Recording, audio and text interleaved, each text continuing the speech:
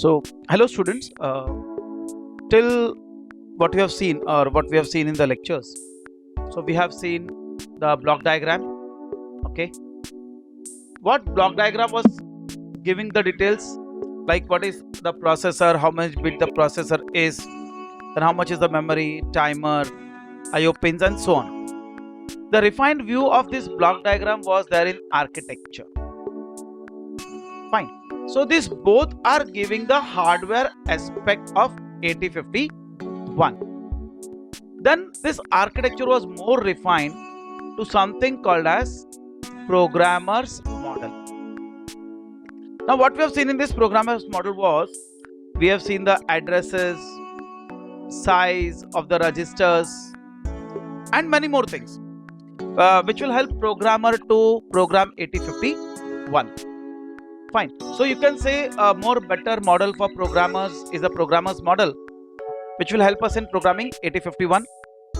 Now students, the only 8051, it's useless unless until I program it. Once I program, it is something which is called as embedded system. So if I'm not programmed, it is just a simple piece of hardware.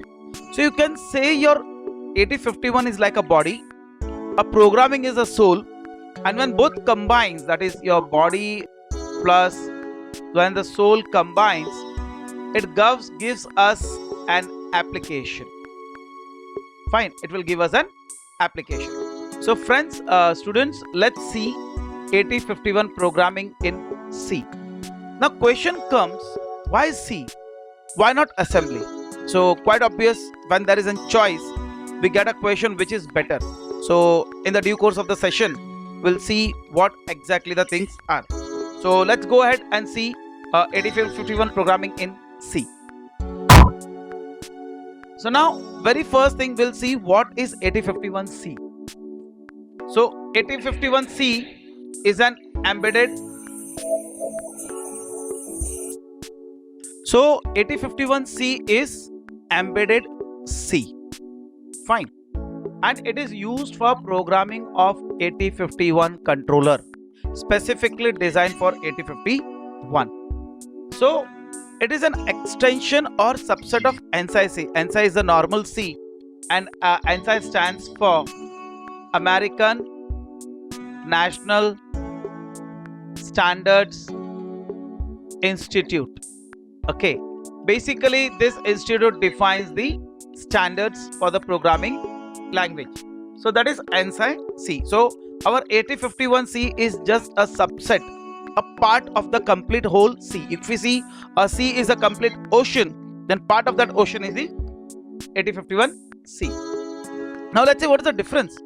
So difference is, in 8051C we can program IO ports, memories, we can access CPU registers, okay, we can access timers and interrupts. Whereas in ANSI C we cannot access this directly. But in ANSI C also we can use assembly instructions. That's why we call C as mid-level language. Keep that in mind, C is mid-level language. Mid-level means it can access the higher level as well as the lower level, and it's the only one language. Now C is closest to assembly language. Why? Because it is mid-level language and it is better choice for writing the system softwares, device drivers and embedded softwares, because it can interact with the processor. If there is no interaction with the processor, अगर processor के साथ interaction नहीं है तो हमें system software, device drivers और ये सब नहीं लिख सकते हैं. तो C का ये सबसे बड़ा plus point है. Okay, now and it is platform independent, but जो हमारा general C है, for हम time critical और resource critical applications के लिए use नहीं कर सकते. But if I'm using embedded C, definitely it can be used for time critical and resource critical applications. Fine. Now it is really difficult to write project in machine dependent assembly language because उसमें इतनी flexibility नहीं है. Okay, there is no flexibility. Then we have to remember lot of instructions, अब हर processor के लिए एक अलग instruction है, so it's too difficult to remember that much programming languages. Okay, so that is assembly languages. So it's always better to go with C, which is higher level language. Okay, now even testing and debugging in assembly language is too difficult, and even maintenance, because the instruction itself difficult. We have to remember, then we have to remember their addressing modes and how many bytes, kitne machine cycles lenge, and all many things we have to remember. Okay, so 8051C is in between the C standard language, 51 family language, and assembly instructions can be embedded in 8051C. That is a plus point.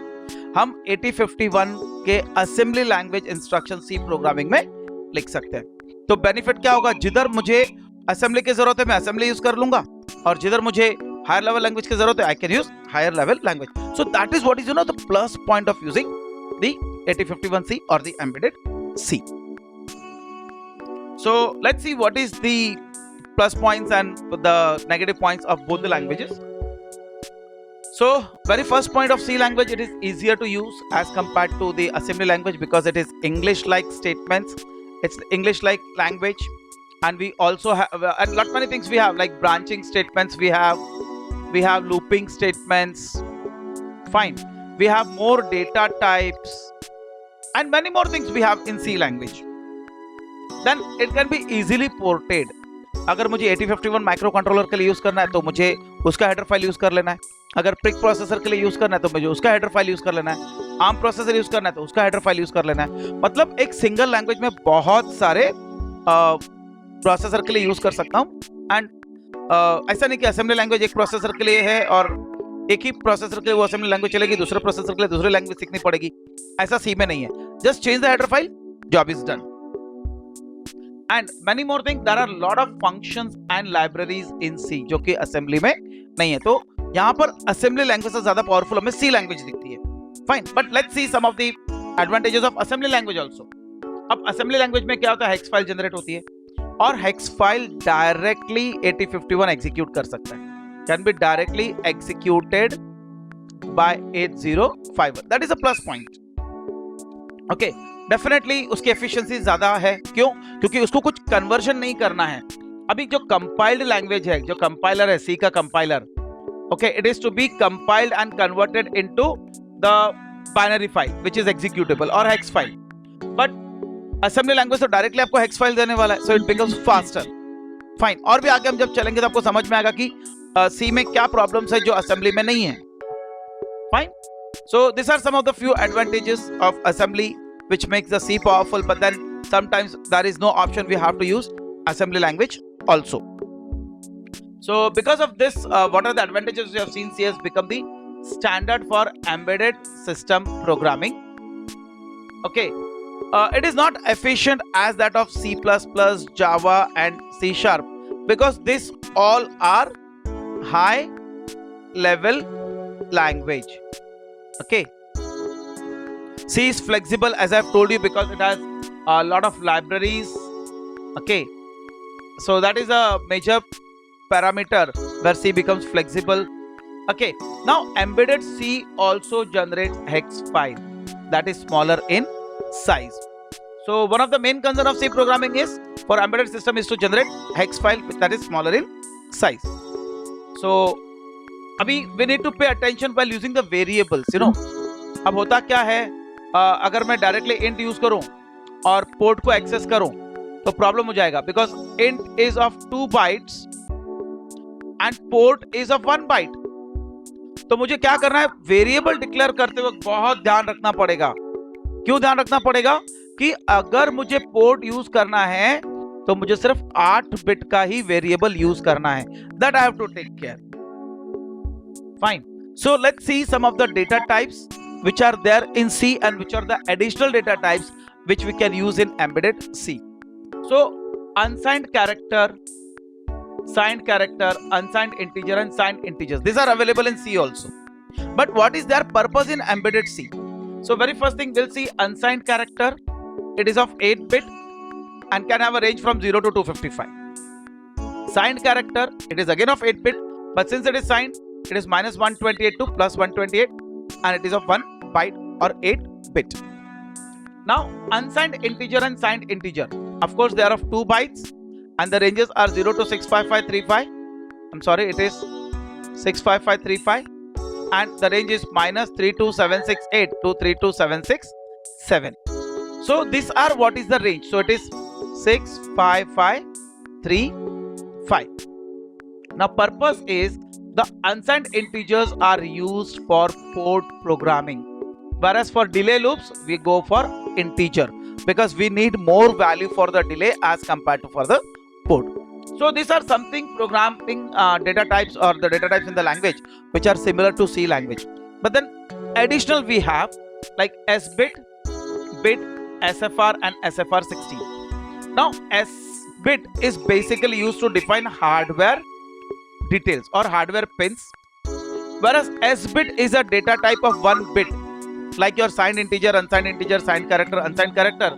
This is bit. You can say it is something unsigned int also of 1 bit, which will store value 0 and 1.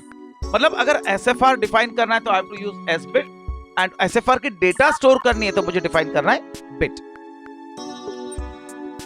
Okay, SFR, this S bit is SFR of 1 bit. Okay, SFR of 1 bit.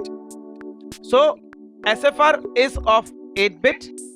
Okay, for that we have SFR 8 bit in the RAM, and we also have 16 bit which will point to DPTR. So these are some of the the data types. S bit is to define single bit hardware pin.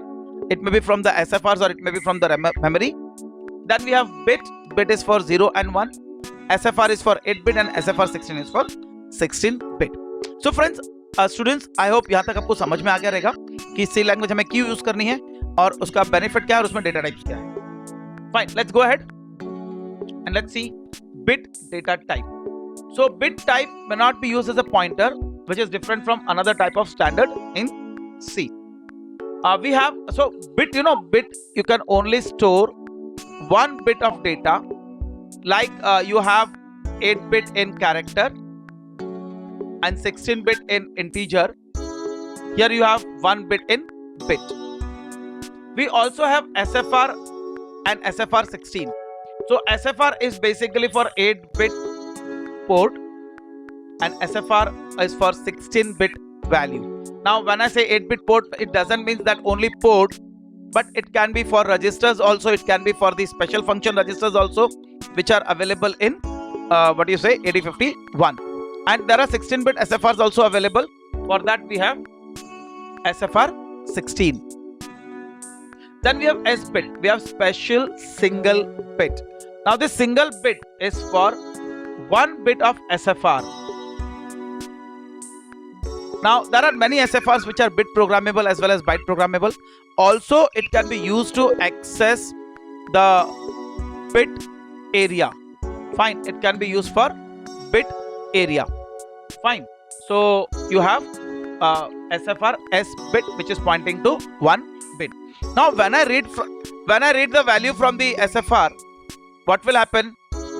That 1 bit SFR or special function bit, I can take the value and I can store it in the B register.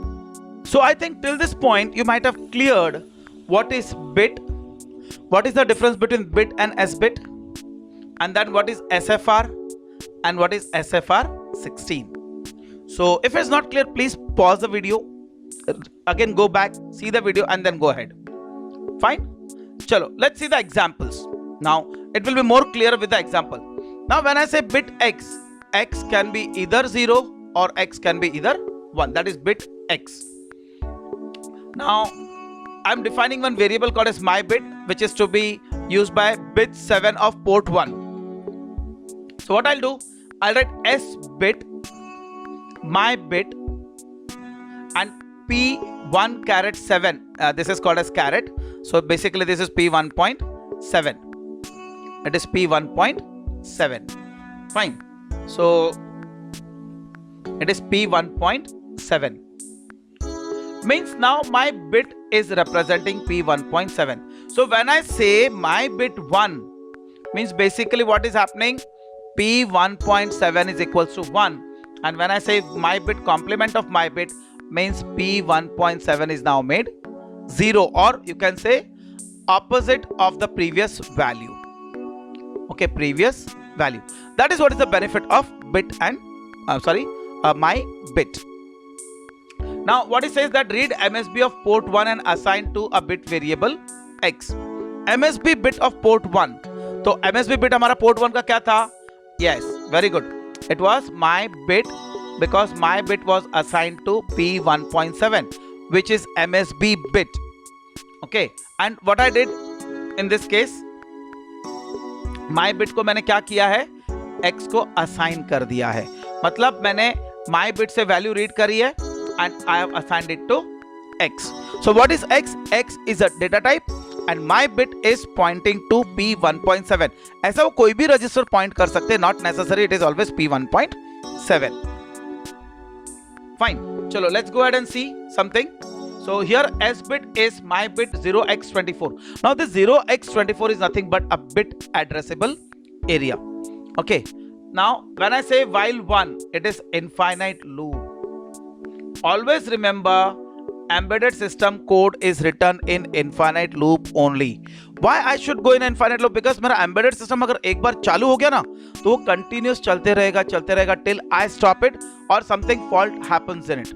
And it is infinitely working. Take an example of your TV or refrigerator or ACs which are turning on and off with AC.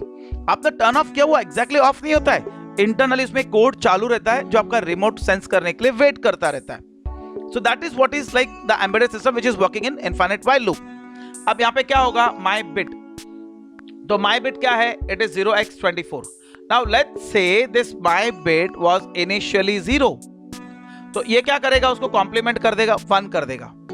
ठीक है, फिर वापस जब loop में जाएगा तो क्या हो जाएगा? उसका कॉम्प्लीमेंट हो जाएगा 0. So it will go swing between 0 1 0 1 0 1. So this is how I can use the single bit. Okay, so this is what is when you read the data from the port bit, you need to set reading the mode bit to 1.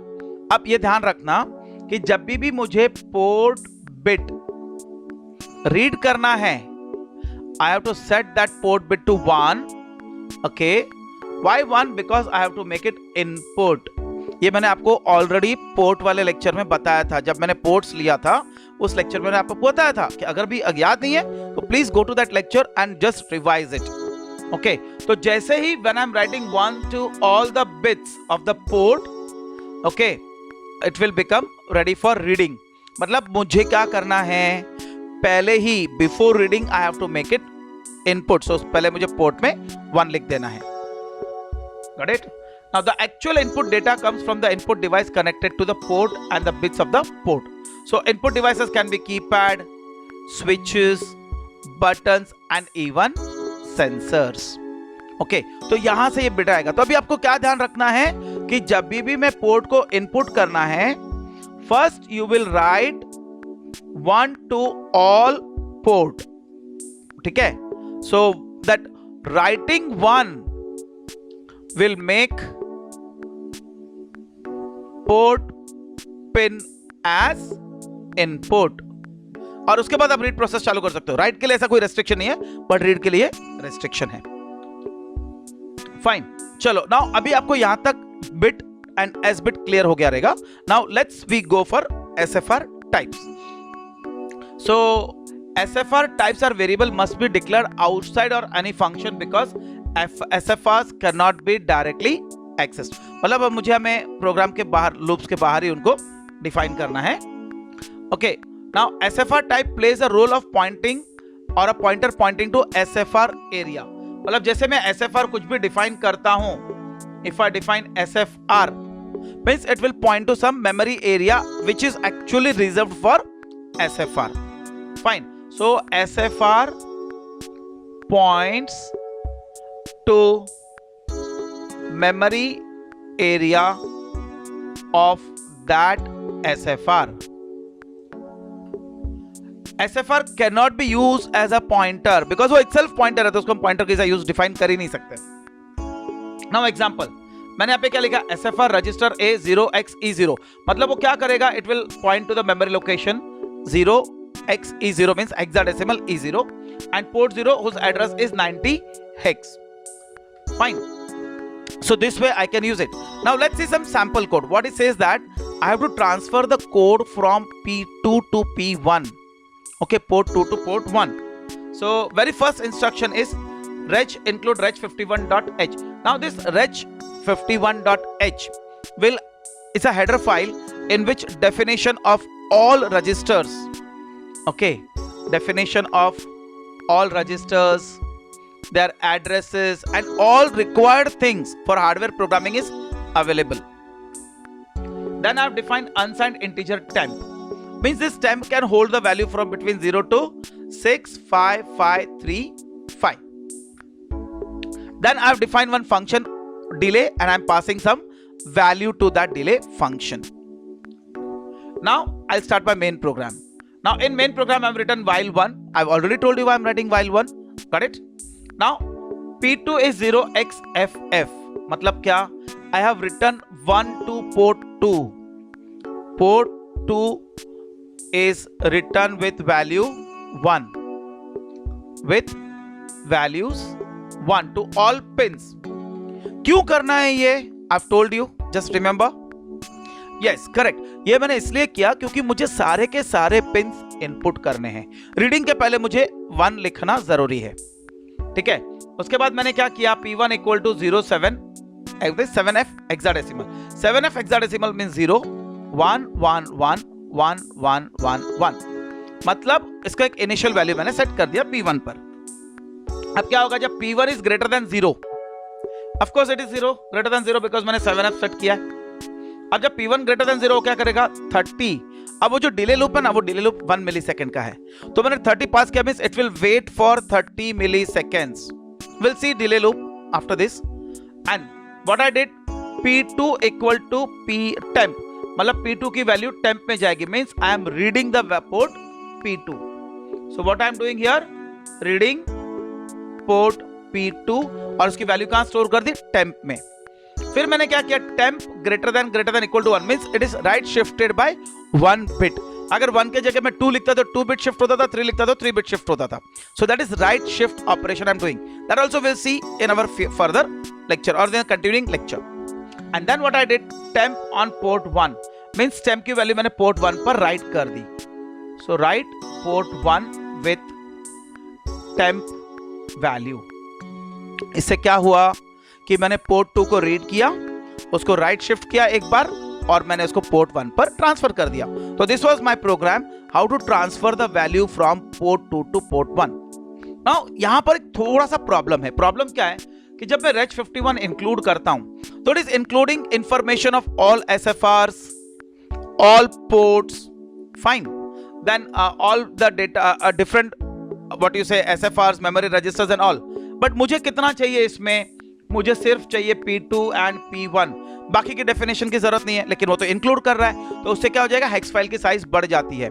तो जब मैं ये include नहीं करूंगा reg51, at that time I can use SFR data type. That is what is the use of SFR data type. तो मैं इससे अगर मुझे मेरे हेडर फाइल की हेक्स फाइल की साइज छोटी करनी है ना, तो मैं इसको अवॉइड करूंगा और SFR को यूज करूंगा. सो स्टूडेंट्स, आई थिंक यहां तक आपको समझ में आ गया. Let's go ahead. Fine. Now let's see the delay code. Delay code में मैंने क्या लिखा है? Unsigned integer x. अब मैंने क्या पास किया था प्रोग्राम से? x equal to 30. यहां पर मैंने दो वेरिएबल्स डिक्लेयर कर दिए, integer i and integer j. From 0 to x जो मैंने वैल्यू पास की that is 30 and this will give you delay of 1 milli seconds and the above loop will be repeating this internal loop 30 times. तो इस loop के वजह से ये 30 times repeat होगा. So I will get 1 milli seconds into 30, that is 30 milli seconds. So this is how my program works. Now let's see some few points which is to be noted. Prior to that, we'll see on port 1 I have written 7f, so this is 0, rest all are 1s. Got it? And मैंने ये जो 7f को एक बार right shift किया तो ये मेरे क्या थे? 7f. इसको जब मैं एक बार राइट शिफ्ट करूंगा तो 0 0 1 1 1 1 1 1 हो जाएगा, that is 3f. So you can see 3f on the port with 2 bits as zeros. Fine. So this is what is the output. Now this is output of the Kyle software. आप Kyle use कर सकते हो आप EDC भी use कर सकते हो. I'll be telling you about this in some other lecture. Now SFR type variable P1 and P2, क्योंकि मैंने कहीं पर भी SFR यूज नहीं किया है. क्यों नहीं किया? बिकॉज वो सारे reg51.h के हेडर फाइल में डिफाइन थे, इसलिए मुझे कहीं पर भी SFR यूज करने की जरूरत नहीं पड़ी. अब 90 and A0 are what? They are the SFR RAMs for port 1 and port 2. Explicitly मुझे port 1 के bits को 1 करना पड़ता है. क्यों 1 करना पड़ता है? So that I can read those particular pins. So pin को read करने के पहले मुझे उस pin को ports को 1 करना पड़ेगा, so that pins can be set into the input mode. इसके सारे डिटेल्स मैंने मेरे पोर्ट वाले लेक्चर में बताई हुई है. So you can refer that lecture of my ports and you can understand if it's yet not clear to you. Fine. Now let's see about unsigned character. So it is 8-bit, already I've told you, and सबसे ज़्यादा use होने वाला data type है. Why? Because my 8051 all maximum registers are of 8 bits. Okay. Now 8-bit represents ASCII code or integer value within the range of 0 to 255. Since it is 2 raised to 8, it is total 256. So range is between 0 to 255. So let's see a program on this. Now what this program will be doing here is, we will pass 0, 1, 2, A, B, C to the port 1. So again reg51, where all the definitions are declared. Then void main. Now here see, it is unsigned character mynum. Now when I say character, all these values are of 8 bits. So I've defined all in the character format 1, 2, 3, 4, all in an array called as mynum. Now unsigned character Z, this is one more character. Fine. Now why this Z is used? Because 0 to 5, Z plus plus. Okay, so it will count the counter. It's used as a counter, like 0, then 1, then 2, then 3, then 4, and then 5. Once this is over, the loop will stop. Now question comes, sir, this is what? I'm using character for the loop. Yes, I can use character because I've already told you characters are stored as internal in the range of 0 to 255. So I can very nicely use Z equal to 0 to Z less than 5, even though it is defined as a character. Now what I did, P1 equals to mynum Z. So first it will take A, put it on port 1. Then it will take 2. First it will take 1, then it will take 2, then it will take 3, then it will take 4, then it will take 5, then it will take... Is it that? No. Please students keep track. पहले वो क्या करेगा? 1 right करेगा, फिर 2 right करेगा, फिर 3 right करेगा, फिर A राइट करेगा, B and C. So in this way it will go on putting the values one by one on the port. Fine. This is what is our code where I have to read the value or the ASCII value of the port. Now since I have defined this as a character array, it's the numbers की जो ASCII values है वो port पे जाएगी. तो 0 के ASCII value क्या है? 48. Okay. Small a की ASCII value क्या है? Yes, 97. Capital A की ASCII value क्या है? 65. So whatever I define, it will output on that particular port pins. So I hope till this point everything is clear. Let's go ahead and see what is the next. Now let's see about signed character. So signed and unsigned, whatever type of character may be, it is of 8-bit. Okay. Unsigned numbers or signed numbers are defined by minus sign, and positive numbers are defined by positive. So negative numbers will be defined by the negative sign, and positive should be with positive, but by default it is positive. So we generally don't define with a positive sign. Range is between minus 128 to plus 127. Now let's see, on a port I have to write minus 3 to 3 on port 1. So again reg51, it has all the definitions. Then I'll take character. Now it is minus 3, minus 2, minus 1, 0. So index for this is 0, 1, 2, 3, 4, 5 and 6. Again this is the counter variable. Already it is as good as the same the last program, only thing is that the array is changed. So 0 to 6, in the last program I have taken up to 6. There are 5 values. Now here there are 7. In the last program there were 6 values and there are 7 values here. So P1 equals to mynum of Z. Now it will take first Z of 0. तो Z of 0 है तो minus 3 चले जाएगा, फिर 1 हो जाएगा तो minus 2 चले जाएगा, फिर 2 हो जाएगा तो -1 चले जाएगा, एंड सो ऑन. जब 6 होगा तो 3 चले जाएगा ऑन पोर्ट 1. तो एक एक वैल्यू अरे से रीड होगा और वो पोर्ट पे राइट होते जाएगा. And the program works like this. Now next is unsigned integer. Now unsigned integer is of 16 bit. Okay, and the range of values is between 0 to 65535, and hexadecimal it is FFFF. Now unsigned integer A, so this will reserve 16 bits in memory. Fine. So let's say using this we are writing a program to toggle all the bits of P1. All the bits means all the 8 bits of P1. So again the reg 51. Then now here unsigned integer I. Now P1 equals to 0. So initially I have set all the bits of P1 to 0. Now here I am writing for I equal to 0, I less than 60,000, I plus plus. This is delay loop. Means my I will count from 0 to 60,000 doing nothing. I'll just put a semicolon here. Now what will happen? It will just count 60,000 times doing nothing. So it is just doing nothing means it is a delay. But what will be the status of port 1? It will be 0 0. Now here I am writing all 0 FF. So this FF means all the pins are set to 1. And then again I am calling the delay loop with a for loop I equal to 0, I less than equal to 60,000, I plus plus. So again it will count from 0 to 60,000 and it will process the things. So what will happen? This will make first bit all zeros, delay of 60,000, okay, and then again all ones and then delay of the 60,000. This will stop the processing. But if I want this program to continuously do the same thing, then what I should do here? Any idea, friends, students? Yes, very good. I'll write while 1 and I'll put brace brackets here also. So this particular set of code I'll put it in infinite loop. तब ये infinitely चलते रहेगा, but ये programme जो है सिर्फ एक ही बार करेगा. तो अगर मुझे कंटिन्यूसली चाहिए तो मुझे P1 को और ये P1 for loop, P1 and for loop मुझे while लूप में डालना पड़ेगा. So in this way it will work infinitely.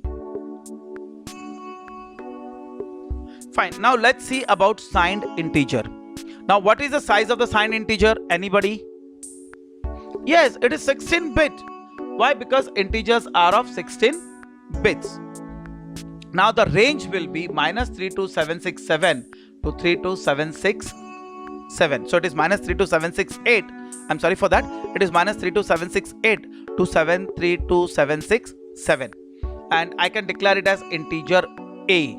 Fine. So no need to specify unsigned. Specify signed. By default, when I write integer A, it is signed integer. But when I have to define it unsigned, I have to write unsigned integer A. तो unsigned मुझे specifically बताना पड़ता है, signed मुझे बताने की जरूरत नहीं है. Fine. So again, it requires twice the memory space as compared to character, because integer is of 16 bit and character is of 8 bits. Very good. Now single bit is used to access single bit addressable register. ठीक है. So here what I'm doing is I'm toggling D0 bit, okay, of port 1 50,000 times. ठीक है. अब यहां पर मैंने single bit इसलिए लिखा है क्योंकि मुझे सिंगल बिट टॉगलिंग का प्रोग्राम लिखना है. So again reg 51, it is including all the definitions. Now S my bit P1.0. Why? Because it is D0 bit of port 1. So this becomes port 1.0. So this will become P1.0. Now in the main program I have written unsigned integer Z. Fine. Now here it is toggling till 50,000 times. ये देखो loop कितने बार चलेगा? 0 to 50,000. Fine. अब ये 0 to 50,000 चलेगा. My bit की पहले value क्या है? 0. फिर उसके बाद मैंने कर दी 1. मैं ऐसे भी कर सकता हूं. My bit is equals to my bit. It is one and the same thing. तो ये दो इंस्ट्रक्शन लिखा तो भी चलेगा और ये इंस्ट्रक्शन लिखा तो भी चलेगा. इसमें क्या होगा?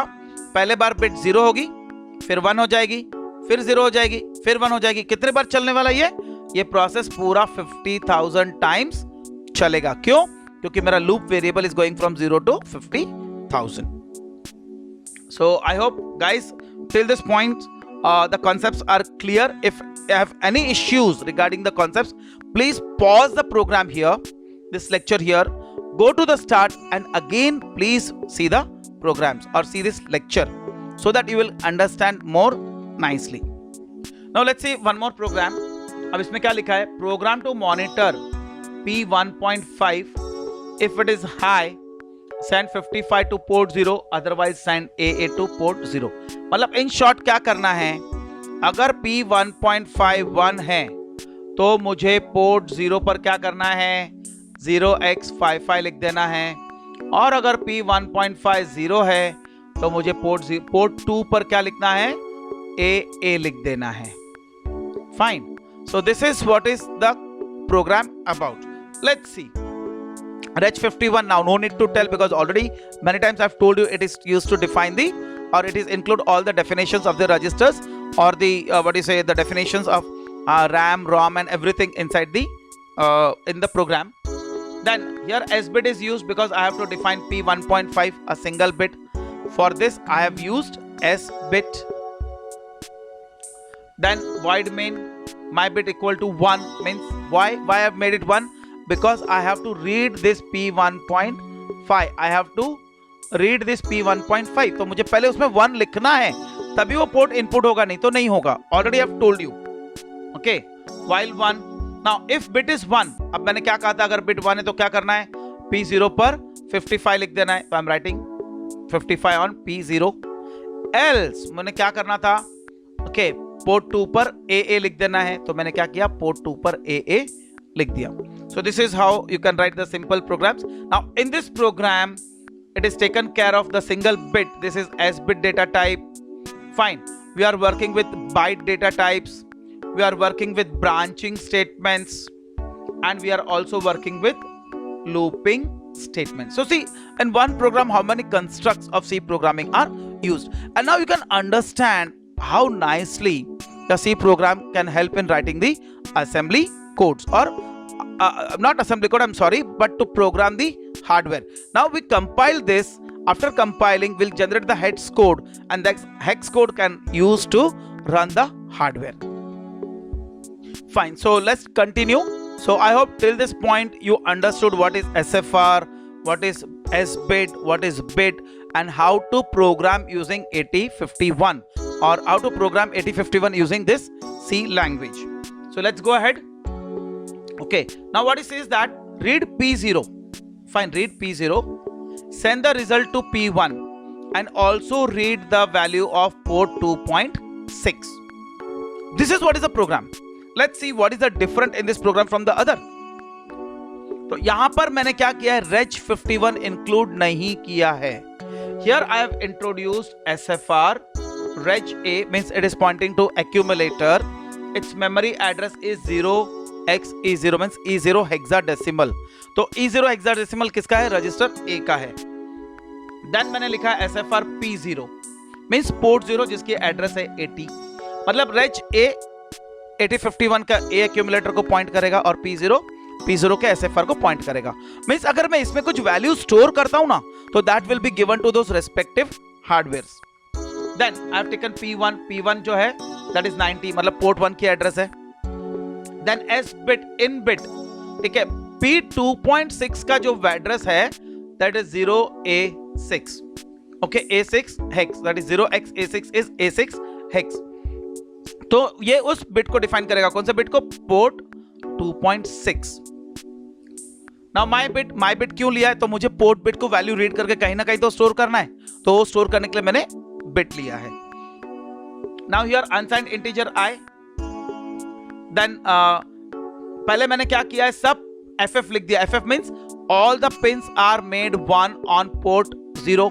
इससे क्या हो जाएगा, पोर्ट 0 इनपुट हो जाएगा. रिमेंबर वन थिंग, मुझे पोर्ट को अगर इनपुट करना है तो मुझे उस पोर्ट में पहले 11 लिख देना है और हेक्साडेसिमल FF. नाउ 0 to 50,000 एक काउंट ले लिया मैंने, random count, it's up to you. ये प्रोग्राम आप व्हाइल लूप में भी डाल सकते हो, मैंने फॉर लूप यूज किया है. नाउ P0 इक्वल्स टू रेज A, मतलब एक्यूमुलेटर में P0 के कंटेंट्स आ जाएंगे. ओके, और एक्यूमुलेटर के कंटेंट मैंने P1 पे ट्रांसफर कर दिया. मींस इनडायरेक्टली मैंने P0 के कंटेंट P1 पे ट्रांसफर कर लिए with the help of accumulator. अब my bit क्या था? my bit is the data type and in bit क्या था? hardware bit. मतलब ये P2.6 की वैल्यू my bit में आ जाएगी. So you will have my bit which will have value of P2.6. Okay, वो स्टोर हो जाएगा and the code is over. मेरा काम क्या था? P0 का डेटा रीड करना है, P1 पे ट्रांसफर करना है एंड एक बिट को रीड करना है. That's it.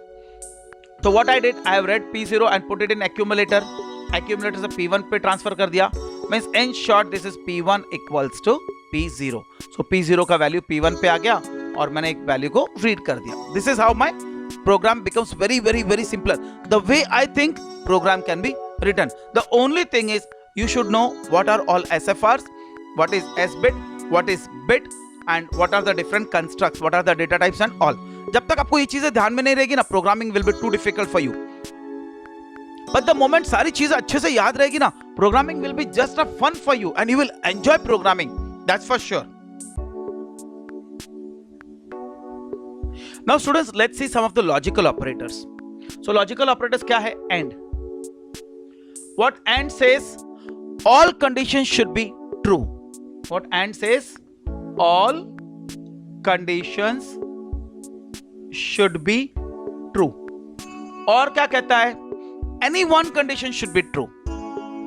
Any one condition should be true.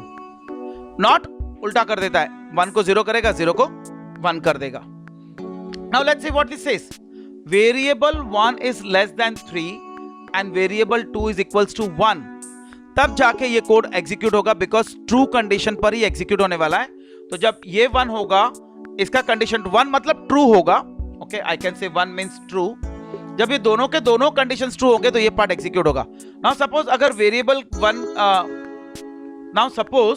Variable 1 की वैल्यू 2 है एंड वेरिएबल 2 की वैल्यू 3 है तो ये कोड एग्जीक्यूट नहीं होगा. बट अगर वेरिएबल 1 की वैल्यू 2 है एंड वेरिएबल 2 की वैल्यू 1 है तो ही जाकर ये कोड एग्जीक्यूट होगा. That is what is and. And says both this should even be true and this should even be true. Okay. Now what this says? Variable 1 greater than 5. This is true condition. उसको complement कर दिया गया है. मतलब ये programme तब execute होगा जब इस वेरिएबल की वैल्यू 5 से कम होगी, 5 से ज्यादा नहीं होगी. Got it? अगर ये नॉट नहीं होता तो ये ग्रेटर देन 5 के लिए चलता, बट अगर नॉट है इसके लिए ये लेस देन 5 के लिए चलेगा. फाइन. अब सपोज इसके जगह में और लिख देता हूं तो क्या होगा? What it will do?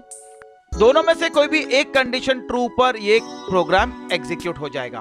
जैसे सपोज अगर var 1 की वैल्यू 2 है एंड var 2 की वैल्यू भी 2 है तो भी एग्जीक्यूट होगा, because this is true condition and this is false condition. और को चलता है बट एंड को नहीं चलेगा. So I hope till this point what are logical operators, these are clear to you. And now we'll see some of the bitwise operators. Bitwise operators मतलब single bit पे work करने वाले. Fine. 8 bit मतलब 8 bit पे work करेंगे. Logical operation दोनों conditions true करते हैं. जनरली लॉजिकल ऑपरेशंस क्यों यूज होते हैं? So they define relation between a relation. That is what is the purpose of logical operators. जैसे ये एक रिलेशन है, ये दूसरा रिलेशन है, इन दोनों के बीच में रिलेशन डिफाइन किसने किया? लॉजिकल ऑपरेटर ने. बट बिटवाइज ऑपरेटर्स ऐसे नहीं है. They perform the logical operations but on bit by bit. So let's C bitwise operations. अब ए और बी दोनों डेटा है तो एंड क्या करता है? एंड देखेगा जब दोनों 1 है तभी आउटपुट 1 आएगा. Fine, this is 1. व्हाट और सेज? यस, और says any and says all. अब यहां पर कोई भी एक 1 है तो आउटपुट 1 आएगा. तो ये भी 1 है, ये भी 1 है, ये भी 1 है, तो ये बोलता है any and all. So this will B 1 for all the 3 case. XOR क्या कहता है कि both bit different, both bits different. तो यहां पर ये 0 है, ये 1 है, ये 1 है, ये 0 है, इसके लिए दोनों 1 है. For both the bits same. Okay, for both the bits same. Okay, XOR is having 0. Fine. और कॉम्प्लीमेंट क्या बोलता है? ulta, reverse. Fine. So 0, 0, I'm sorry, B is here. B is here. It says 0, 1, 0, 1.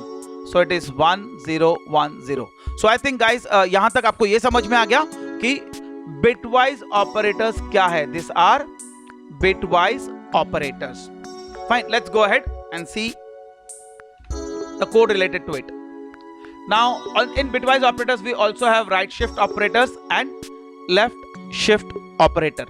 अब यहां पर अगर 35 और 0f है, मतलब एंड ऑपरेशन है ना, बिटवाइज एंड, तो 35 का मतलब क्या, 0 0 1 1, ओके, एंड 5 मींस 5 का मतलब क्या हो गया, 5 इज 1 0 1 0 1, और f का मतलब होता है सारे के सारे बिट्स 1 और यहां पर सारे bits 0. So this will become and है ना, तो एंड क्या देखेगा, दोनों बिट्स 1 होनी चाहिए, तो इसलिए 1, ये दोनों बिट्स 1 है इसलिए 1. Okay, rest all the bits are zeros. So this will be the result for what? Yes, AND operation. तो पहले वाले का आंसर क्या आने वाला है, 0x05. Fine. Now we'll see second one. Second one में क्या है, 4. 4 means 0 4 है ना, तो 0 0 0 0 0 1 0 0. This is 4. And 7 0 1 1 and 8 1 0 0. अब यहाँ पे क्या होगा, और ऑपरेशन है, और क्या बोलते हैं, कोई भी बिट 1 चाहिए, तो यहां पर 0, फिर ये सारे 1s हो जाएंगे, ये भी 1s और ये दोनों 0s. So it will become 7c. तो इसका आंसर आ जाएगा 0x7c. So this is what is the operation of or. Now let's see what the XOR will give you. XOR क्या हो रहा है, 0 0 0 0 0 1 0 0 एंड XOR किससे करना है, 78 से. सो 0 1 1 1 and 1 0 0. So it will become 0. Now XOR क्या कहता है कि दोनों बिट अगर डिफरेंट है तो ही 1 आएगा, तो ये दोनों सेम बिट है इसलिए 0. इन तीनों के लिए 1 क्योंकि डिफरेंट बिट है, इसके लिए भी 1 क्योंकि डिफरेंट बिट है, इसके लिए भी 1 क्योंकि डिफरेंट बिट है, और सेम बिट है इसके लिए 0. So answer will be 7c again here. So answer will be 0x7c. Fine. Now let's see the further operations. Now your 55 means 0 1 0 1 0 1 0 1. ठीक है, अब उसको मैंने कॉम्प्लीमेंट किया तो 1 0 1 0 1 0 1 0. So this will be AA. तो इसका आंसर आ जाएगा 0xAA. Fine. And now let's see the further operations. That is which operation it is, can anybody tell me? Yes, it is left shift operation. तो ये क्या करेगा, 0 0 1 1 0 1 0 1. This is 3 and 5. इसको 3 बार left shift करेगा, 3 बार. तो पहले बार लेफ्ट शिफ्ट करने का आंसर क्या हो जाएगा, this. Second time left shift करने का आंसर क्या हो जाएगा, this. Third time left shift करने का ऑपरेशन क्या हो जाएगा, 1 0 1 0 1 0 0. So this will be the answer when it is shifted towards left. Got it? So this is how the operation works. So this is, in this way it is working on bit by bit operations. So I hope till this point what are logical operators, what are bitwise operators are clear to you. If you have any difficulties yet, if it's not clear anything, please rewind the video, see the lecture again and then go ahead. So students, let's continue further. Now let's see. Now what it says that write a C program to use one of the 4 IO ports interface to LEDs to simulate as a counter. Counter मतलब पहले वो 0 0 0 0 0 0 0 0 हो जाएगा, फिर ये सारे bits 0 ही रहेंगे, ये 1 पे आ जाएगा, देन ये सारे बिट्स 0 ही रहेंगे, ये एक एक से इंक्रीमेंट होते जाएगा. जब फाइनली सारे बिट्स 1 हो जाएंगे, द लास्ट वैल्यू, उसके बाद जब इंक्रीमेंट होगा फिर से next time, again it will become 0 0 0 0 0 0 0 0. So this is how your 8-bit counter works. So it says here, see, initially all the bits are 0 and it will count up to 1 1 1 and then again it will roll over back to 0 0s and 0s. So यहां पर क्या करना है, मुझे एक bit को एक LED interface करनी है. फाइन. तो वो LED कैसे, जैसे ही 1 आएगा LED ग्लो हो जाएगी, 0 आएगा LED ऑफ हो जाएगी, और वो LED पे मैं देख सकता हूं कि मेरा काउंटिंग पैटर्न कैसे चल रहा है. Fine. So it says binary counter can be constructed usually using 8 LEDs interfaced by increasing their values on the port register by 1 every time. Okay, तो following is a code to configure 8-bit parallel port P1. So port 1 is used as a binary counter. हम लोग port 1 use करेंगे to use as a counter. So let's see the code now. So has reg 51Q include करना है. That is all the definitions of the SFRs and memory will be taken care of. Then there is a delay. Now initially I've made the port 1 as 0 because initial value is 0. While 1, then increment किया मैंने port 1 को. Increment करोगे तो उस पर 1 आ जाएगा, फिर delay, and my process works. अभी क्या होगा, पहले 0 होगा, फिर 1 होगा, फिर 2 होगा, फिर 3 होगा. ऐसे करते करते करते it will go to FF and then again it will roll back to 0 0. मैंने यहाँ पर डेमोन्स्ट्रेशन में हेक्साडेसिमल यूज किया है, बट एक्चुअली बाइनरी में होने वाला है वो इस तरह से. So it will become like this and then it will reach to 1 1 1 1 1 1 1 1 and then again roll back to 0 0. This is how I can simulate the port as a counter. Now if I connect an LED to this, what it will happen, it will blink those LEDs in the port at the counting fashion. Now this is a delay loop. अब यहाँ पर मैंने कोई standard delay use नहीं किया है, मैंने simply I equal to 0 till 255 तक मैंने roll out किया है, and it will just give me delay approximately a very small delay. And here I have taken the 8-bit that is character data type because मेरा I का जो value है it is up to 250 only. तो यहाँ पर please ये गलती मत करिएगा कि don't take unsigned integer for the values less than 250. Normal programming language में चलेगा, but avoid that in embedded C because जितना ज्यादा बड़ा डेटा टाइप लोगे उतना मेमोरी ज्यादा वेस्ट होगा. अगर आपको 8 बिट की जरूरत है 8 बिट का डेटा टाइप लो, 16 बिट की जरूरत है 16 बिट का data type low. Fine. Now what this code says, write a C program to toggle all bits of port 1, port 2, okay, port 1 and port 2 bits, okay, continuously. ठीक है, with a bit you can say 0.5 with small delay. तो यहां पर मैंने वापस SFR use किया. Port 1 के लिए एड्रेस 90 है, पोर्ट 2 के लिए एड्रेस A0 है. SFR मैंने अभी जो एड्रेस लिया है दैट इज 0x85, मतलब हेक्साडेसिमल जो SFR का एड्रेस है that is sorry single bit का जो एड्रेस है that is 85. Then there is a delay loop. Fine. ये डिले लूप क्या करने वाला है, it will count for some delays. Now यहां पर मैंने क्या किया, पहले सारे बिट 0 कर दिए, सारे 0 कर दिए. क्यों? क्योंकि मुझे क्या करना था, टॉगल करना था. टॉगल मैंने इनिशियली सारे बिट्स 0 कर दिए. ये 8 बिट का पोर्ट है, ये 8 बिट का पोर्ट है और ये 1 बिट है. Fine. Then I have called a delay. Then after that मैंने सारे के सारे पिंस को 1 कर दिया है, FF करके सारे 8 बिट्स 1 कर दिया और ये पोर्ट का बिट भी 1 कर दिया. And then I have called a delay and then the process is continuing. Means पहले पोर्ट 1 को मैंने 0 किया, पोर्ट 2 को मैंने 0 किया, पोर्ट पिन 0.5 इसको मैंने 0 किया. उसके बाद मैंने क्या किया, डिले कॉल किया. डिले कॉल करने के बाद मैंने क्या किया, P1 को मैंने FF किया, P2 को मैंने FF किया एंड P0.5 को मैंने 1 किया. And again after this I have called a delay and after that again I have repeated the same pattern. तो क्या हो जाएगा, बिट्स टॉगल होगी. Fine. So in this way I can use the port programming. मैंने आपको पहले भी कहा था कि जैसे मैं सोचता हूं वैसे ही एग्जैक्टली मुझे प्रोग्राम लिखना है. Fine. Let's see the delay loop. Delay loop में क्या है, मैंने एक अपने हिसाब से डिले लूप लिख लिया है. For i equal to 0 i less than i time. i time मुझे कहां से मिलेगा, यहां से मिलेगा. तो i टाइम की वैल्यू क्या है, 200. Then for j equal to 0 j less than this. तो ये थोड़ा रैंडम डिले चलेगा. जैसे जैसे i की वैल्यू बढ़ेगी डिले की वैल्यू भी बढ़ेगी. इनिशियली i 0 है तो डिले का जो आउटर लूप है वो चलेगा ही नहीं. फिर i1 हो जाएगा, डिले लूप थोड़ा ज्यादा चलेगा, i2 चलेगा, डिले लूप थोड़ा ज्यादा चलेगा. तो ये टॉगलिंग जैसे जैसे धीरे धीरे बढ़ते जाएगा, टाइम धीरे धीरे बढ़ते जाएगा. तो दो ऑन ऑफ के बीच में थोड़ा सा टाइम बढ़ने वाला है. तो ये डिले इस फैशन से लिखा हुआ है. Now it's up to you how you write the delay. Fine. So sing this title समझ गया होगा कि मुझे प्रोग्राम में करना क्या है. बस मुझे कुछ नहीं करना है, सारे के सारे P0 के बिट्स ऑन ऑफ करनी है as like previous program only. But फर्क इतना है कि वहां पर सिंगल एलईडी की जगह मैंने यहाँ पे अज्यूम किया है कि there is a bar connected. Bar मतलब एक ऐसा बड़ा सा एलईडी का बार होता है जिसमें इस तरह से 8 एलईडीज होती है. ठीक है, जनरली वो हिस्टोग्राम वगैरह टाइप ऑफ प्रिंटिंग करने के लिए काम में आता है. So this are such 8 LEDs on this. So let's see, this are all the basic. मैंने काफ़ी टाइम डिस्कस किया है. Will just see the main code.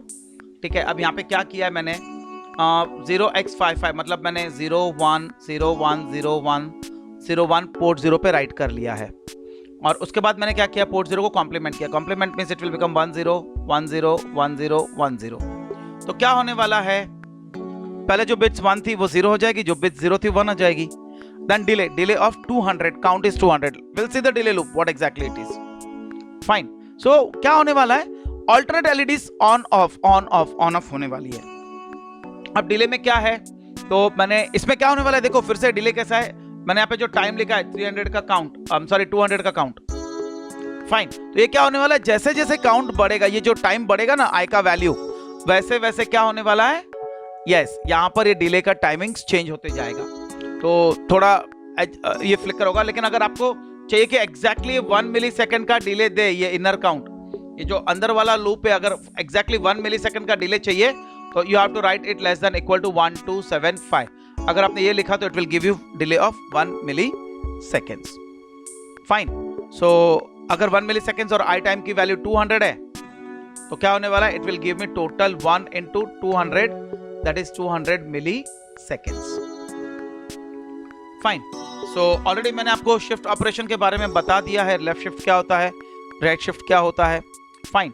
तो यहां पर देखो 0x05, अगर मैं इसको 2 बार राइट शिफ्ट करूं तो क्या होगा. Fine. Let's see what it will happen. तो ये पहले क्या होने वाला है, अब मैं अजम्पशन यहाँ पे ये है कि ये बिट रोल ऑफ होने वाली है इस तरह से. तो जब पहले बार शिफ्ट करूंगा तो ये वाली बिट यहां आ जाएगी 1, फिर 1 2 3 4. ठीक है, ये मेरे 4 zeros और ये 5th जीरो और ये 1 0 हो जाएगा. और उसके बाद जब मैं सेकंड टाइम शिफ्ट करूंगा तो ये 0 1, फिर कितने जीरोस है, 5 zeros, 1 2 3 4 5 and then 1. So this will become 4 and 1. तो मेरा assumption ये है कि जो बिट LSB पे होती है वो रोल होके MSB पर आ जाती है and then the process goes like this. This is what is your right shift. वैसे ही मैं अगर लेफ्ट शिफ्ट कंसिडर करूं तो लेफ्ट शिफ्ट में क्या होगा, MSB जो रोल आउट होगा वो LSB में चले जाएगा and the process will go this way.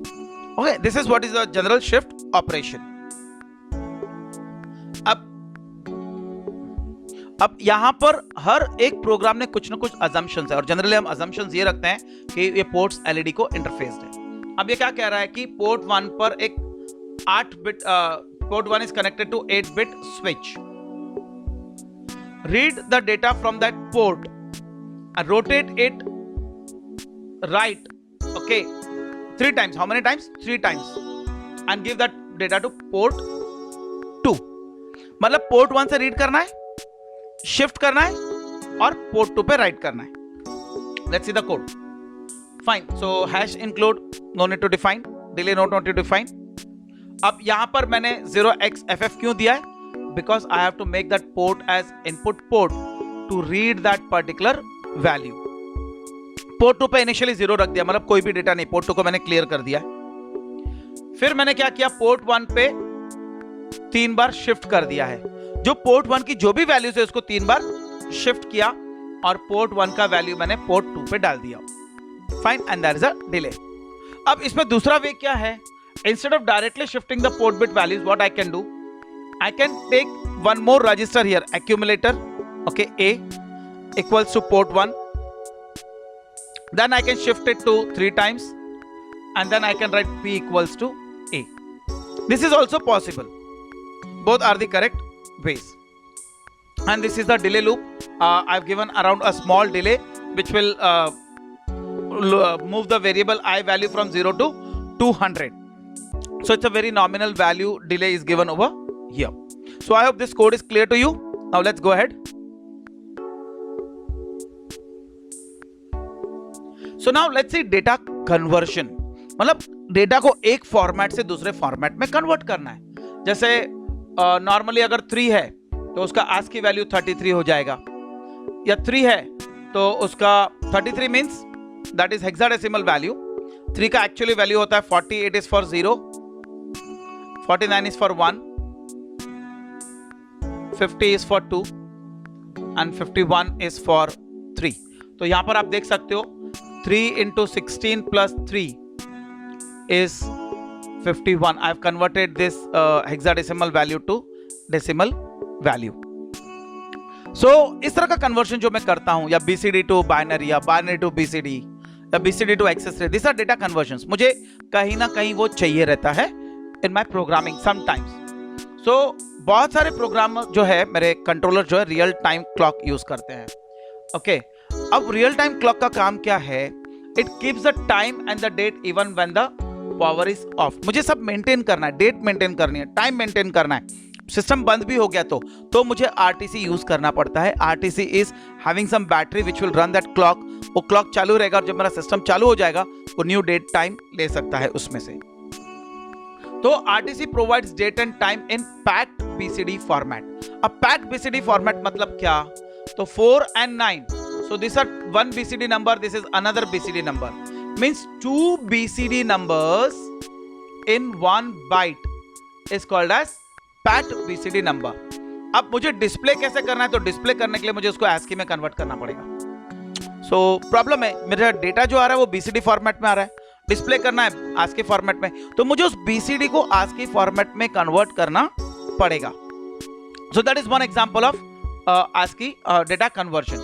So I have to convert the data type from BCD to ASCII. Let's see. तो hexadecimal 30 is the ASCII value of 0. Okay, then 31 for 1, 32 for 2. Similarly, you have 39 for 9. Okay, मतलब मेरे 0 में अगर मैं 30 add करूं, 0 में 30 add करूं तो वो ASCII वैल्यू हो जाएगा 0 का. सेम वे अगर मैं 9 में 30 ऐड करूं तो क्या हो जाएगा? 39. It will be ASCII value for my digit 9. So let's see the data conversion. So whenever a key is pressed on the ASCII keyboard, okay, what it will do? It will give me ASCII value. Okay, provided by the computer. RCD provides the date and time in packed BCD format. मतलब देखो ना, keyboard जो है ASCII value देगा from keyboard, RTC आपको देगा BCD, मेरा computer process करता है बाइनरी में और उसको रिजल्ट वापस इन दोनों में देना. Means I have to do some sort of conversions. So to convert to packed BCD number into unpack मतलब अगर मेरे पास 34 है तो उसे मुझे 3 and 4 में कन्वर्ट करना है. ओके, तो following are the demonstration for converting packed BCD numbers to ASCII. तो अगर मेरे पास 29 है तो अनपैक करके क्या हो जाएगा? 2 and 9 और उसका ASCII वैल्यू हो जाएगा 32 and 39. मतलब 29 उसको अनपैक किया तो इट विल बिकम 02 and 09. अब उसको 30 ऐड करना पड़ेगा. क्यों ऐड करना पड़ेगा? तो उसका ASCII वैल्यू हो जाएगा 32 और इसमें अगर 30 ऐड किया तो इसका ASCII वैल्यू हो जाएगा 39. ओके, तो you can see what is the process. ये बाइनरी 2 रिप्रेजेंट करता है, ये बाइनरी 9 रिप्रेजेंट करता है. ठीक है, but both are in packed BCD format. So this are unpacked BCD formats and finally 3 is added to both the digits, that is 30 is added so that they will be converted into ASCII. So this was packed BCD. Now these are what? ASCII value of it. और जब मैं display करूंगा screen पे तो अगर it will become 29. So let's see a program which will convert this 29 into ASCII and display it on port 1 and port 2. So again reg 51 क्यों use किया है? Yes, very good, क्योंकि उसमें सारे के सारे मेरे डेफिनेशंस लिखे हुए हैं. फाइन, मैंने यहाँ पर 3 8 बिट के वेरिएबल्स डिक्लेयर किए bye type of character, that is x, y and z. ठीक है, मेरे पास अनसाइड नंबर ले लिया मैंने बिट में, माय बिट में, that is 29. This is packed BCD number, this is packed BCD number. Okay, and now मैंने क्या किया? इसको एंड कर दिया है. सी हियर मेरा बिटवाइज ऑपरेटर. तो अभी होगा क्या? मेरे पास था 0 0 1 0 1 0 0 1. इसको मैंने एंड कर दिया इस नंबर से. तो मुझे क्या मिलेगा? 0 0 0 0 and 1 0 0 1. So I will gate 0 9. तो यहां पर मुझे मिल जाएगी वैल्यू 0 9. ठीक है। Now P1 is odd with 30। अब X में क्या था, P1 is equal to XOR with 30। तो X का वैल्यू क्या था 0 0 0 0 1 0 0 1 and it is XOR with what 30, मतलब 0 0 1 1 0 0 0 0। तो और करने से क्या होगा X और है, मतलब it is not XOR, this X is odd with the value 30। मैंने से X और मींस यहाँ पे X की वैल्यू और की गई है, don't consider the bitwise operator XOR, fine please, दोनों डिफरेंट है। तो यहाँ पर मैं इस X की वैल्यू को और कर रहा हूं, तो this will become 0 0 1 1 1 0 0 1, so it will become 3 9। okay, so here in P1 I'll get, on P1 what I'll get, yes 9 का ASCII वैल्यू। सेम वे मैंने वापस से माई बाइट को क्या किया F0 के साथ, अभी ये किया मैंने, अभी सेकंड टाइम क्या किया F0, तो माई बाइट की वैल्यू क्या थी 29, ठीक है। अब उसको मैंने क्या किया F0 के साथ एंडिंग कर दी, एंडिंग करने से क्या होगा 0 0 1 0 0 0 0 0, so I'll get value as 2 0, fine. अब इस 2 0 को मैंने 4 बार राइट शिफ्ट किया, राइट शिफ्ट करने से क्या होगा, ये वाला बिट इस पोजीशन पे आ जाएगा एंड इट विल बिकम 0 2। अब देखो जैसे जैसे 0 0 1 0 0 0 0 0 पहले बार शिफ्ट करूंगा तो it will become something like this, दूसरे बार शिफ्ट करूंगा तो it will become something like this, तीसरे बार शिफ्ट करूंगा तो it will become something like this, और जब मैं चौथे बार शिफ्ट करूंगा तो it will become something like this, that is 0 2, जो मैंने आपको यहां पर बता दिया है ना। उसके बाद क्या होने वाला है, इस 0 2 को मैंने और किया है y के साथ, 0 0 0 0 0 0 1 0, इसको मैंने और कर दिया है 30 के साथ, तो यहां पर 30 मतलब 0 0 1 1 0 0 0 0, तो this will become 0 0 1 1 0 0 1 0, that is 3 2, which is nothing but the ASCII value for 2। तो यहां पर क्या जाएगा ASCII value of 2, और यहां पर क्या जाएगा ASCII value of 9। so you understood now, मैंने क्या किया इस प्रोग्राम में, पहले 2 9 लिया, फिर इसको सेपरेट कर दिया 0 2 में, और इसको सेपरेट कर दिया 0 9 में, फिर दोनों को 30 के साथ और कर दिया, मतलब एक टाइप का एडिंग ही हो गया। so this has become 32 and this has become 39, this is the ASCII value for 2 and this is the ASCII value for 9। so I hope this code is clear now how I go for the data conversion, fine guys। so you can see this another code here। now what this code is, what it says that write a program to convert ASCII digit 3 and 2 into packed BCD format। अब उल्टा process, ठीक है। तो यहां पर क्या है, मैंने एक BCD बाइट डिफाइन किया, 2 कैरेक्टर वेरिएबल्स, अब X में 3 और Y में 2, मतलब बेसिकली ये हो गया 33 और ये हो गया 32। अब X को मैंने क्या किया एंड, ओके, तो मेरा X में क्या था 3, मतलब 33 बेसिकली, सो इट इज 0 0 1 1 0 0 1 1, इसको मैंने एंड किससे किया F से, तो what I got 0 0 0 0 0 0 1 1, so it is converted to 3, so ASCII of 3 is converted to BCD 3। same way क्या किया मैंने, अब ये जो 3 है फाइन, ओके, और उसके बाद क्या होगा, मैंने इसको राइट शिफ्ट कर दिया, 4 बिट से शिफ्ट किया, तो क्या हो जाएगा ये 3 0।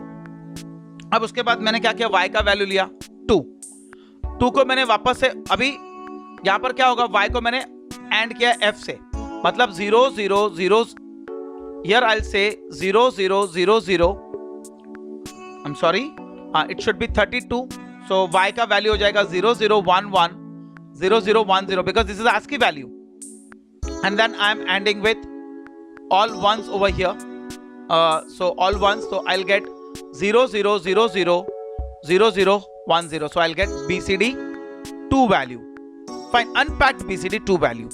तो अभी मेरे पास X में है 30 और Y में है 2, अब दोनों को मैंने किया और, मतलब X में क्या था 30, so it is 0 0 1 1 0 0 0 0. Okay, y में क्या था 2, so this was the value of y. अब दोनों का मैंने और परफॉर्म किया, इवन ऐड भी किया तो कोई इशू नहीं है, और भी चलेगा, ऐड भी चलेगा. सो this will become 0 0 1 1 0 0 1 0. So this will become 32. This is packed BCD number. What it is? Packed BCD number. और वो BCD नंबर को क्या किया है, पोर्ट 1 पर डाल दिया है. It is put on port 1, or you can say it is written on port 1. So this is how my ASCII digits are converted into packed BCD. Previous program उल्टा था, packed BCD को मैंने ASCII में convert किया था. So I hope guys यहाँ तक आपको सारे कोड समझ में आ गए. Okay, and you might have understood the things. यहाँ पर पूरा मैंने प्रोसेस एक्सप्लेन किया है. आपको अगर ये पूरा प्रोसेस समझना है, you can stop the video and you can go through this text. मैंने कुछ ज्यादा इंपॉर्टेंट नहीं लिखा है. 3 का ASCII 33 है, 2 का ASCII 32 है. मैंने ऑलरेडी आपको वही एक्सप्लेन किया है. फिर मैंने ये कहा है कि 3 को मैंने 4 बिट से लेफ्ट शिफ्ट कर दिया है. लेफ्ट शिफ्ट इसलिए किया क्योंकि मुझे 3 को 30 बना देना है, इसके लिए. और उसके बाद मैंने और परफॉर्म किया है. और क्यों परफॉर्म किया, क्योंकि मुझे दोनों x और y की वैल्यू और करनी है, so that it will become a packed number. So ये उससे रिलेटेड थियरी है. If you want you can pause the video and you can read the theory. So guys, यहाँ पर और एक प्रोग्राम देखते हैं. आई थिंक यहाँ तक आपको समझ में आ गया कि डेटा कन्वर्जन क्या होता है. Now what it says that converts the hex value FA to decimal and display on port 0, port 1 and port 2. चलो देखते हैं क्या होगा. So I have taken unsigned character bin byte. This is of 8 bit. Unsigned character X, D1, D2 and D3. अब मैंने क्या किया, मेरा डेटा ले लिया है FA मैंने अनसाइंड कैरेक्टर में ले लिया. डिवाइड बाय 10 किया, ठीक है. तो जो F और A डिवाइड बाय 10 किया तो मुझे क्वोशंट मिलेगा, ठीक है. देन मॉड बाय 10, मतलब अगर ध्यान से देखो, if I divide it by 10, what I will gate A. If I mod it by 10, I'll get F. Correct? Yes, is it true? Question and remainder? Yes? Think of, मैं right बोल रहा हूँ या गलत बोल रहा हूँ?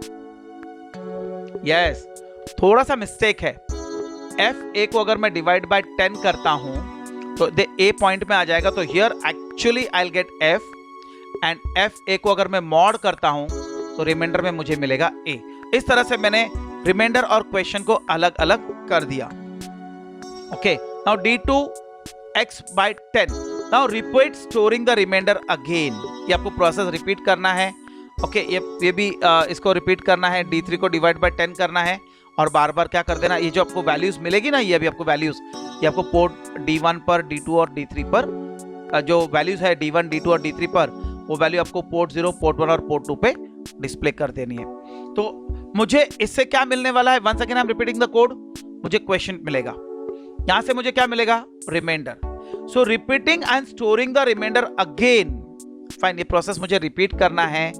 Okay, so that I will get the value to be displayed on the what you say 7 segment displays. Fine, I am assuming that some LED or display is connected to this particular pins. So I hope the things are clear. Let's go ahead. ये उसका details लिखा हुआ है, you can go through it if you want. बाकी तो मैंने code आपको explain किया है. चलो लेट्स सी, फिर भी एक बार देख लेते हैं कि ये क्या है. सो आई हैव 249, ठीक है. अब 249 देखो, मैंने FA लिया है, बरोबर है. जब मैंने आपको कैलकुलेशन दिखाया FA का, तो I have just for the explanation I have given you this as F and I have given you this as A. But actually थोड़ा सा डिफरेंस है. If I work in decimal format, decimal format में क्या होने वाला है, this FA is 249. अब 249 को अगर मैंने डिवाइड बाय 10 किया तो मुझे क्या मिलेगा, 24, ठीक है. अब 249 को मैंने अगर रिमाइंडर दिया तो मुझे क्या मिलेगा, यस 4, ठीक है. तो D1 में क्या आ गया, this will be stored in D1. Okay, अब वापस से जो मेरे पास x में वैल्यू बची हुई है, यहां पर देखो, दिस 24 वाज इन x, तो मैंने इस x को 24 बाय 10 अगेन किया तो अब मुझे मिला 2. ओके, और बाद में मैंने सेपरेट आउट किया 4. तो इस तरह से मैंने 2, 4 और 9 को सेपरेट किया and I have displayed here as 2, 4 and 9. Got it? So I hope things are clear to you guys, and if you have any difficulties, you can again rewind the video, this lecture, and you can see the lecture. So guys, thank you for this, and I hope you have understood how you can program 8051 using C language. So if you have any difficulties, you can again see this video and solve out your difficulties. So guys, have a nice time. Thank you. Take care.